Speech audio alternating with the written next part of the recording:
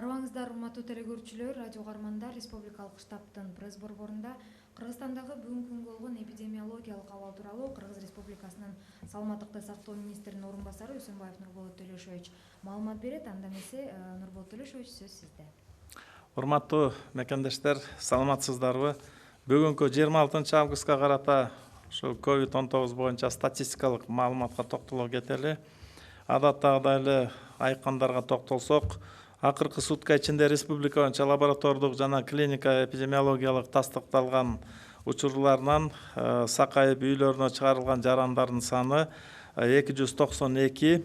Анын ичинде Бишкек шаарынан айыгып чыгып кеткендер 137, Ош шаарында 1, Чүй областында 20, Ош областында 30, Талас областында 8 бейтап, Нарын областында 8, Ысык-Көл областында 30, Жалал Абад областы боюнча 29, Баткен областында 29 бейтаптар айыгып, сакайып бүгүнкү күнү үйлөрүнө чыгып кетти. Жалпы айыккандардын саны 37217 түздү. Алып карасак, ушу Бишкек шаарынан 82,9% жалпы бейтаптардын санынан айыгып чыгып кетишти. Бүгүнкү күнү Ош шаарынан 93,3% бейтаптардын баары айыгып чыккан.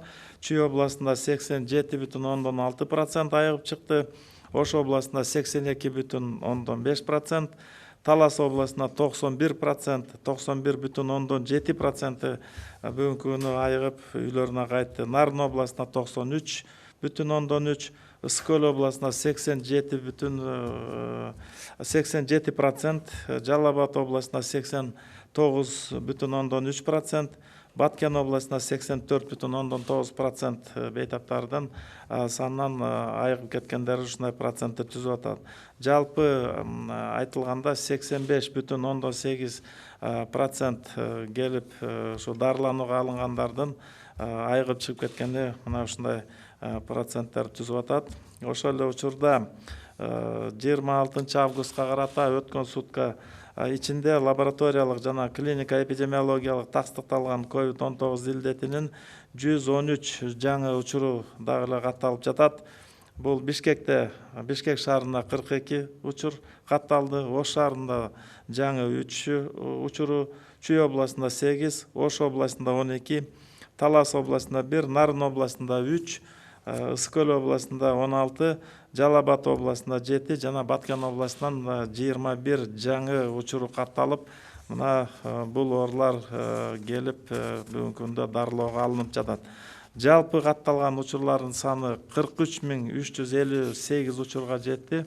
Анын ичинде лаборатордук тастыкталганы 18582 учур, клиника эпидемиологиялык тастыкталганы 24776 болуп бүгүнкү күнү мына учетто турду. Лаборатордук жана клиника эпидемиологиялык тастыкталган учурлардын региондорго бөлүп караганда, Бишкек шаары 15 учуру лабораториялык тастыкталган учурлар, клиника эпидемиологиялык тастыкталганы 27, Ош шаарында лабораториялык тастыкталган COVID-19 2 учуру жана клиника эпидемиологиясы менен тастыкталган 1 учур.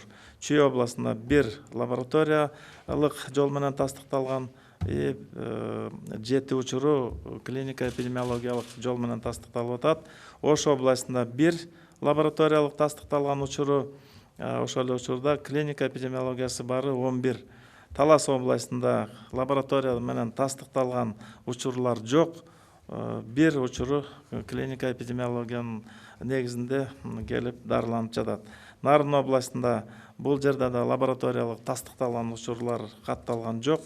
Ошол эле учурда 3 учуру клиника эпидемиологиясы менен диагноз коюлган. Ысык-Көл областында дагы лабораториялык тастыкталган учурлар катталган жок.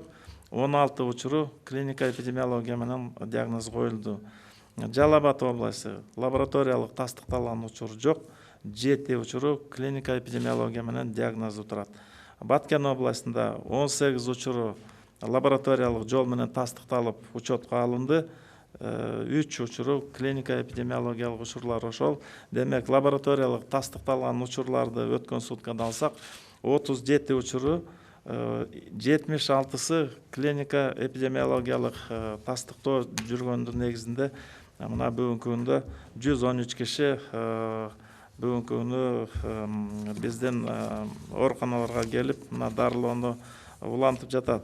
Эгерде салыштырмалуу өткөн күнгө дагы мындай салыштырып көрөлү, динамикасын алып карап көргөн күндө дагы мына Бишкекте 27 учурга көбүрөөк катталып атат, кечээки учурга караганда. Демек, ушу Бишкек шаарынын жашоочулары дагы буга дагы эле маселе бар экенин деген эсиңиздерге алышыңыздар керек. Бул жерде деген 11 учуру ошол лабораториялык жол менен да тастыкталып атат. Мына 11 учурга көбүрөөк болуп атат да, өткөн суткага караганда. Бир аз азайганса деле бүгүн кайра могурекиндей көбөйүп атат.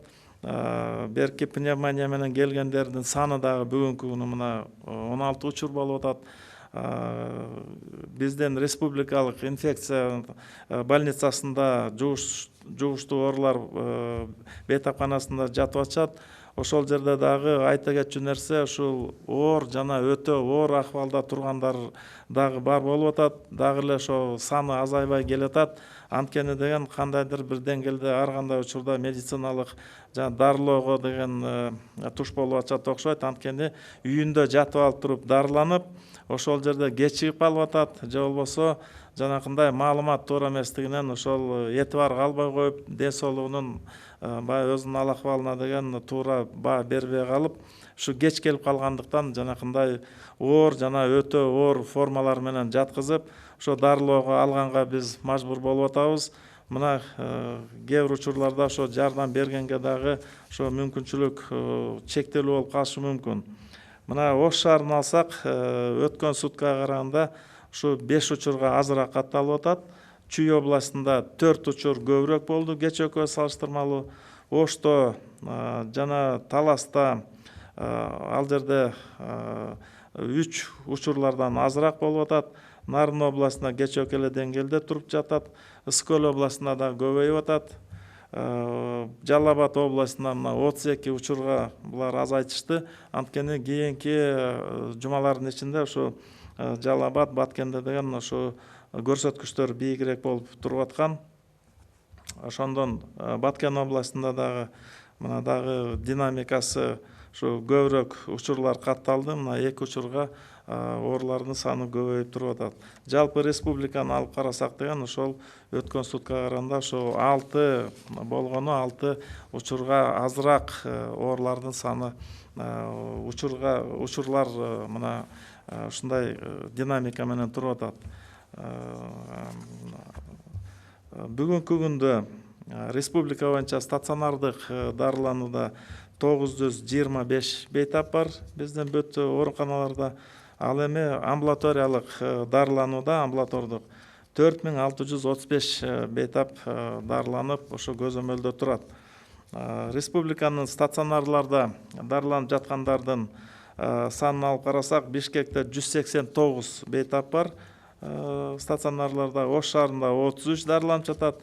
Чүй областында 88, Ош областында 133, Талас областында 45, Нарын областында 32 болуп атат, Ысык көл областында 147, Жалал Абад областында 158 жана Баткенде бүгүнкү күндө 100 бейтап ушу стационардык шарт менен дарылоо алып жаткан учуру.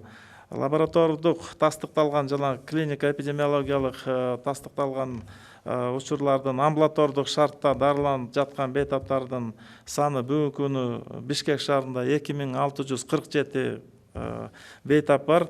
Ош шаарында 368, Чүй областында 412, Ош областында 532, Талас областында 2, Нарын областында 22 бейтап, Ысык көл областында 275 бейтап, Жалал Абад областында 188 жана Баткен областында 189 бейтап ошо үй шартында мына бүгүнкү күнү дарылоону алып аткан учурлары болуп туруп атат.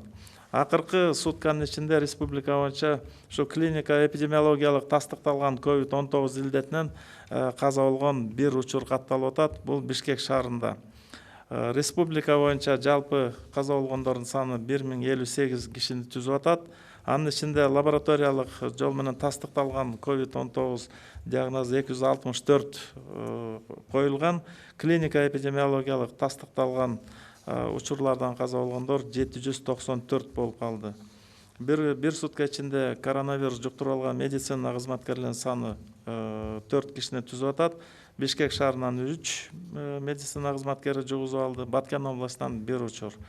Жалпы республика боюнча ушу медицина кызматкерлеринин арасында 3119 учуру катталып, бүгүнкү күндө 2390 медициналык кызматкер ооруканадан айыгып чыгып, жанакындай штаттык режимдерге өтүп, көбү жумушка кайрылып келип, иш ордунда кызматтарын улантып жатат. Бүгүнкү күндө дагы айта турган нерсе мына эпидемиологиялык абал курч мүнөзүн дагы эле жогото элек. Дүйнө жүзүндө дагы бул пандемиянын деген жүрүп атышын деген баарыңыздар деген баамдап, ар маалымат булактарынан маалыматты алып карап туруп атасыздар. Ошол эле учурда мына көрүп атасыздар, ушу эртерээк мектеп окуучуларын баягы окуу жылын эрте баштаткан мамлекеттер да бар. Алардын ичинен ушул кайра эле ушу мектеп окуучуларынын арасынан дагы ушу COVID-19 илдети деген тарап кеткендер жөнүндө да маалымат биз дагы алып атабыз. Сиздер да ошо маалым болушуңуздар керек. Ошон үчүн деген бүгүнкү күндө ушу саламаттык сактоо министрлиги дагы билим берүү министрлиги менен бирдикте ошол алгоритмдерди алып чыгып, ошол жерде жалаң ошо 1 класска бара турган балдарга даярдык көрүп аткан учуру бүгүнкү күндө мына кеңири маалыматтар болуп атат. Ал жерде кандай шарттарда ошо окуу процессин уюштуруш керек, ошонун баарын бүгүнкү күндө карап чыгып, республикалык штабтын отурумдарында да бул маселелер талкууланып, ошо тийиштүү жанакындай милдеттер жүктөлүп, бүгүнкү күндө ушу даярдыктар көрүп атабыз. Ошол эле учурда ата-энелер да бул маселеге деген тыкыр карашыбыз керек. Анткени биздин балдардын арасында дагы ушул COVID-19 дарты тарап кетип, кийин дагы кандайдыр бир өзүнчө дагы бир толкундарына кабылып калбагандай болушубуз керек. Бул даярдык жүрүп аткан боюнча дагы кандай шарттарды алып, ошол жерде кандай талаптар коюлганын ар бир ата-эне деген менин оюмча деген ошон менен таанышып, ошол талаптарды аткарууга милдеттүү болушубуз керек. Ошондо гана биз жалпы мындай коомдук бейгамдыкты камсыз кыла алабыз. Ошон үчүн дагы бир чакырып кетер элем, ушул окуу процесси башталганда ушул маселеге бир кунт коюп, көңүл буруп коюңуздар. Экинчиден, жанакындай бир шарттуу түрдө атайын окула турган бир бөлүктөр бар. Бул айта кетсем, фортепианога үйрөтүлгөн же болбосо балет менен алек болуп балдарды занимать эткен учурлар болсо, аны дагы өзүнчө карап чыгып, ага да өзүнчө алгоритмдер менен баягы маселелер каралып аткан учуру. Экинчи дагы бир чоң маселе ушул жума намаздарды жаңыртуу боюнча деп мына бүгүнкү муфтияттан дагы ошондой бир иштер, ошол даярдыктар жүрүп аткан учуру, ошол эле учурда суранып кете турган нерсе, ошол мечиттерге барганда да ал жерде көпчүлүк чогулуп калат. Жанакындай санитардык эпидемияга каршы талаптарды да бекем кармаш керек. Ал жерден дагы эгерде ал жерден ушул санитардык эпидемиологияга каршы талаптар, эпидемияга каршы биздин берген насааттар сакталбай турган болсо, ал жерде дагы бир коркунуч жарала турган нерсени айта кетишибиз керек. Ошон үчүн деген барганда даяр барып, ал жерде кыска мөөнөт учурунда мындай деген шарттары бар. Муну дагы ошол саламаттык сактоо министрлиги ошол жанакындай муфтияттын кызматкерлери менен чогуу бул толук шарттарын карап чыгып атат. Бүгүнкү күндө деген ушуга дагы бир эртелеп мындай бир көңүлүңүздөрдү буруп коеюн деген максатта айтып жаткан учур болуп атат. жалпы жонунан мына күз келатат, акырындан ошол экономикалык жанакындай ишкердүүлүктүн баары толугу менен жандандырылып келаткан учуру дагы эле бир сураныч дистанцирование жана социалдык дистанцияны кармай турган маска шартын, ошону унутпасаңыздар, жеке гигиенаны да карайлы, антисептиктер мына бүгүнкү күнү кеңири жеткиликтүү болуп калган учурда ушунун баарын карап, өзгөчө балдарды да ушул маселеге кеңири тартып, мына күзгү айларда дагы даярдыктарды көрө берсек. Экинчиден, ушу саламаттык сактоо министрлиги дагы ушу келе жаткан күзгү кышкы сезондо дагы кандай бир шартка туш келип калбайлы деген бир аракеттерди көрүп аткан учур. Мына штабтан да өкмөттөн да бекитилген атай пландар бар, ошого ылайык чоң иштерди даярдап аткарып келатабыз. Мына дагы бир сиздер менен бирге чогуу иш алып бара турган бир жагдайыбыз бар. Бул келе жаткан сезондо дагы ошо грипп, пневмокок ооруларына да каршы бир алдын ала чоң иш-чаралар бизди баарыбызды күтүп жатат. Мына сентябрды ортолотуп, ошо гриппке каршы, сезондук гриппке каршы вакциналар келе баштайт. Буга деген ошо тобокел топтордун баарына тең биз алдын ала эмдөөлөрдү жүргүзүшүбүз керек. Анан ушул компанияларга дагы ушу даярданып, эртелеп ушу организмди да даярдаш керек. Ал өзүңөрдүн ал-акыбалды да карап, ошол прививкалар келгенде деген мындай уюшкан таризде баарыбыз келип ушул прививканы деген камсыз кылып койсок өтө жакшы болор. Анткени бул баарыбызга керектүү даярдык. Уважаемые соотечественники, разрешите остановиться на статистических данных на 26 августа текущего года.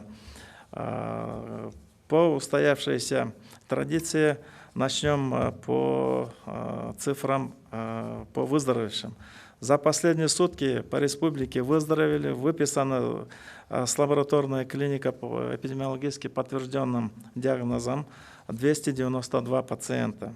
Из них в городе Бишкек 137, в Аше выписан 1 пациент, в Чуйской области 20, в Волжской области выздоровели 30, в Таласской области 8, в Нарынской области 8, в Высокойской области выписали 30 пациентов, в Джалабадской области 29 и в Баткенской области выписано тоже 29 пациентов. Таким образом, за весь период число выздоровевших и выписанных составило 37 217 пациентов. По регионам в Бишкеке из всех поступивших 82,9% пациентов выписаны с выздоровлением. В Аше 91%. В Чуйской области 87,6%.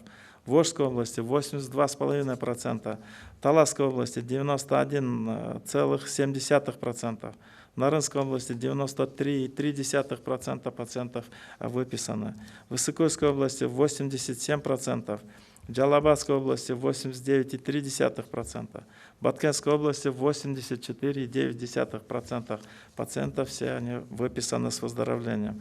В итоге получается, из всех поступивших на лечение 85,8% выписаны с выздоровлением и вернулись в свой штатный режим.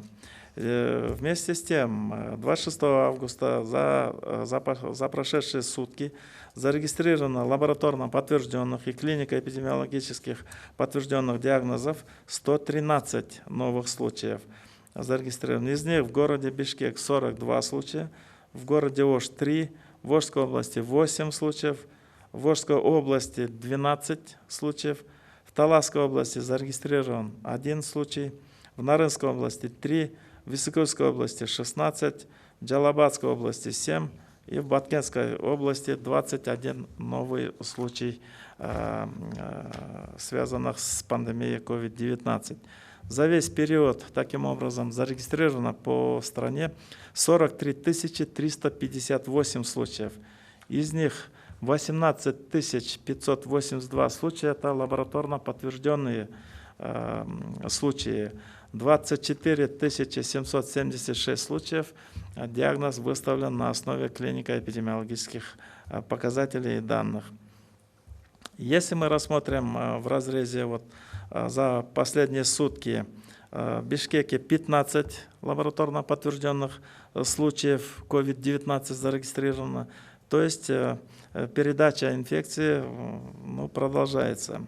В то же время и в Баткенской области зарегистрировано 18 случаев лабораторно подтвержденных. Потому что регистрация идет, обследование контактных лиц продолжается. Кто был в группе риска, обследование продолжается. Лаборатория вирусологическая там задействована, и на сегодня мы имеем такие результаты. В городе Ош 2 случая лабораторных подтверждений, в Чуйской области и Волжской области по 1 случаю подтверждение идет. В целом за прошедшие сутки 37 подтвержденных случаев. В то же время и клинико-эпидемиологически выставленный диагноз в Бишкеке 27.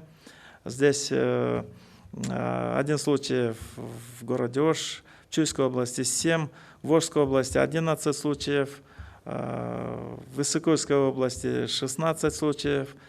Тоже достаточно высокие показатели по сравнению идут. И в остальных областях по 1, по 2 случая идет. Таким образом, 76 случаев в разрезе наших регионов. Касательно динамики, я хотел бы еще на 2 цифрах остановиться.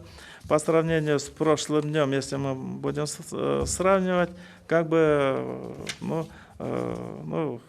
некоторую динамику посмотрим. В Бишкеке увеличение по сравнению с прошлыми сутками на 27 случаев идет. То есть в Бишкеке все равно напряженная ситуация есть, и нам, горожанам, надо быть предельно внимательным к этому вопросу.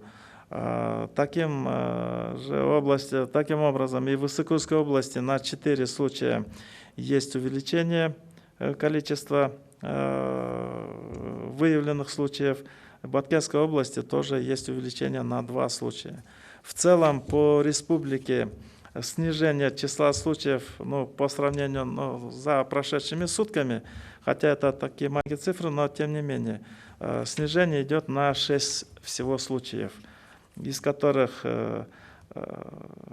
по сравнению, лабораторно подтвержденных случаев на 11 случаев меньше, но в то же время подтвержденных клинико-эпидемиологических случаев у нас на 5 больше. И тогда, когда мы складываем эти цифры, у нас снижение идет всего на 6 случаев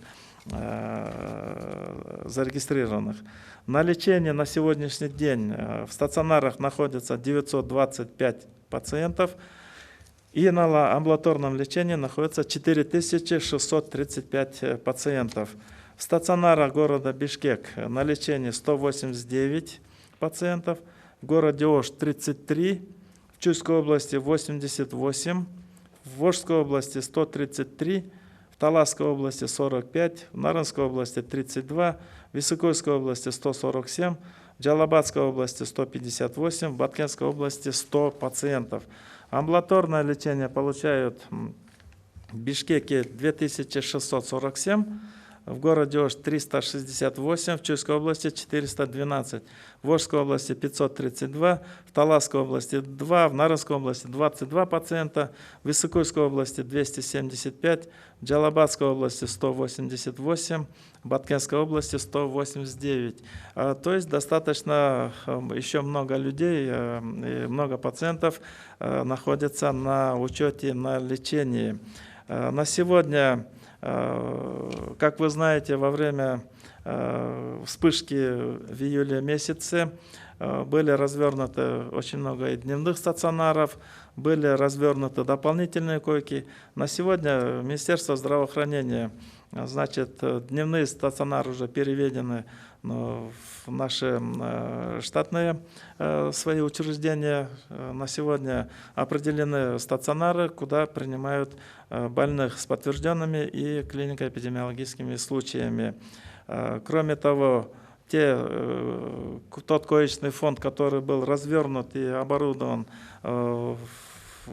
как в качестве дополнительного коечного фонда, они зарезервированы на сегодня, законсервированы и находятся в полной готовности.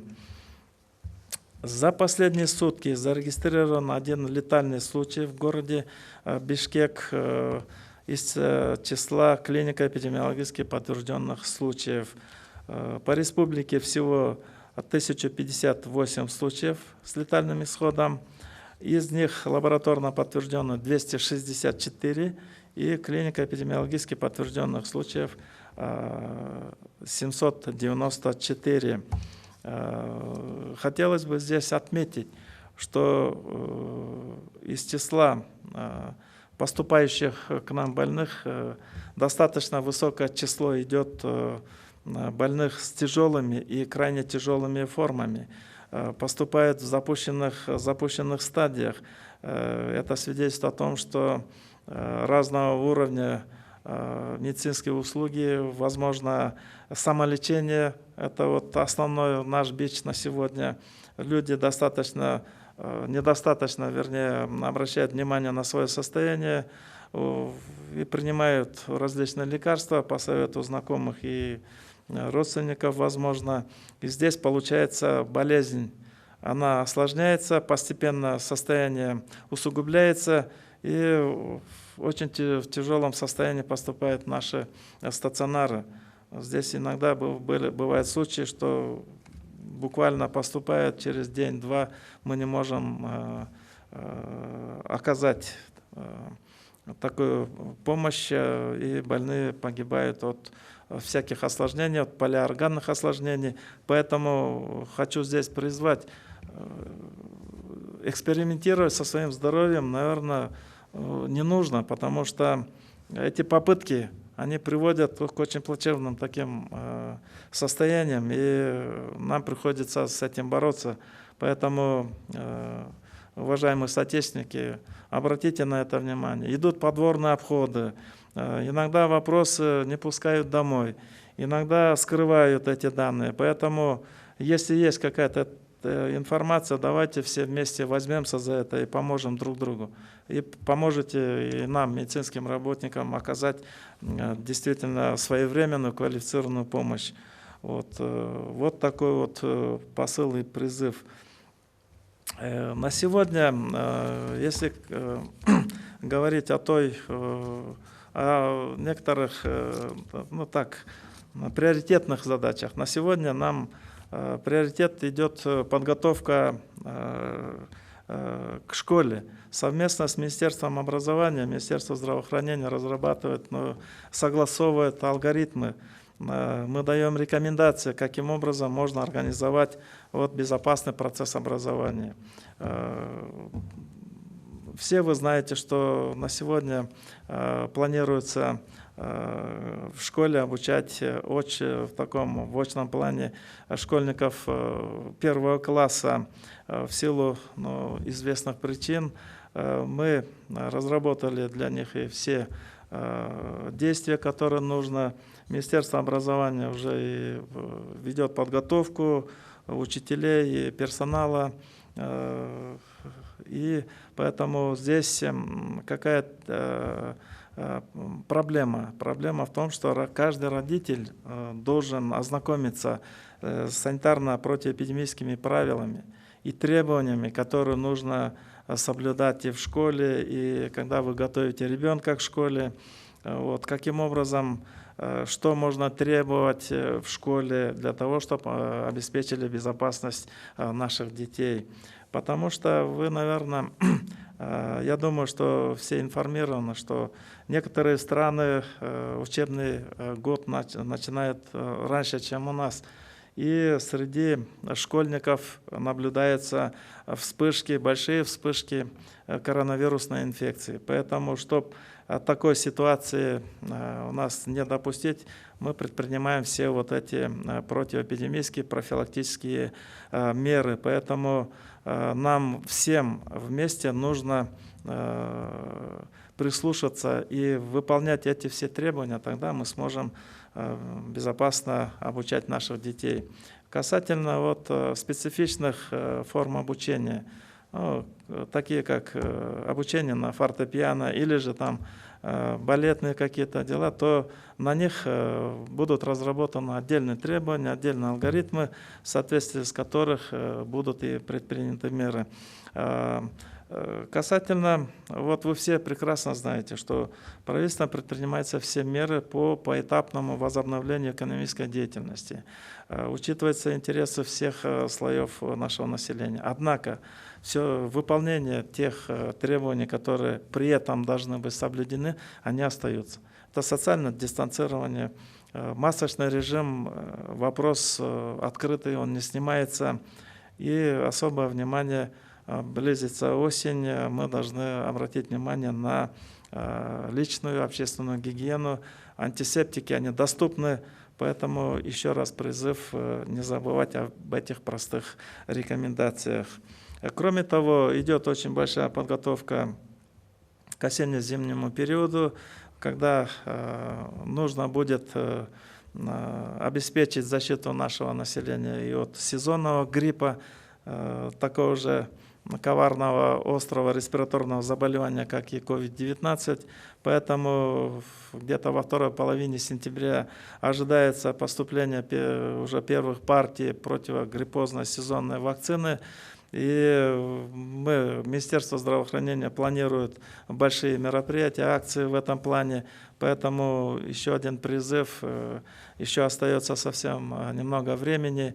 Надо подготовиться к этому периоду, посмотреть за состоянием своего здоровья, чтобы мы могли принять профилактические прививки. Поэтому еще раз призыв активно участвовать в профилактических акциях и наших кампаниях профилактических прививок. Постараемся охватить большинство из групп риска, которые подлежат обязательной вакцинации.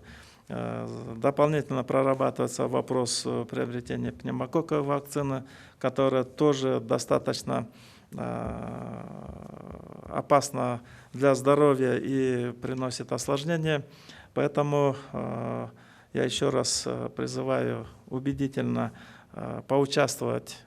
участвовать в кампаниях вакцинации против сезонного гриппа. Это, несомненно, позволит снизить заболеваемость, снизит процент осложнений и поможет нам справиться с последствиями пандемии COVID-19. Вот на сегодня у меня вот такая информация. Спасибо вам за внимание. Спасибо, Нурболот Илюшевич. Уважаемые телезрители, радиослушатели, на этом мы завершаем брифинг в пресс-центре Республиканского штаба. О текущей эпидемиологической ситуации по Кыргызстану вас проинформировал заместитель министра здравоохранения Кыргызской республики Усимбаев Нурболот Илюшевич. Спасибо за внимание.